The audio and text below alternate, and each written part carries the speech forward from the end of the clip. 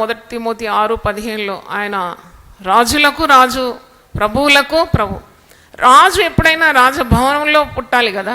ఈయన రాజులకే రాజు, ప్రభువులకే ప్రభు. మరి ఎందుకు పశువుల పాకలు పుట్టినాడు? ఇది పుట్టుక మహత్వం ఏంటంటే ఆయన తన్ను తాను తగ్గించుకున్నాడు. అందుకే ఫిలిప్పీ పత్రికలో ఆ మాట ఉంది కదా, ఆయన తండ్రితో కూడా కూర్చునే భాగ్యాన్ని వదిలిపెట్టి తను తాను ఆయన రిక్తునిగా చేసుకున్నాడు. ఫిలిప్పీ పత్రిక 2వ అధ్యాయము 6వ వచనం చదువుతున్నాను. ఆయన దేవుని స్వరూపం కలిగిన వాడై ఉండి దేవునితో సమానముగా ఉండుట విడిచిపెట్టకూడని భాగ్యమని ఎంచుకొనలేదు, కానీ మనుషుల పోలికగా పుట్టి దాసుని స్వరూపమును ధరించుకొని తన్ను తానే రిక్తునిగా చేసుకొనెను. మరియు ఆయన ఆకారమందు మనుషుడుగా కనబడి మరణం పొందినంతగా, అనగా శిల్వ మరణం పొందినంతగా విధేయత చూపిన వాడై తన్ను తాను తగ్గించుకొనెను.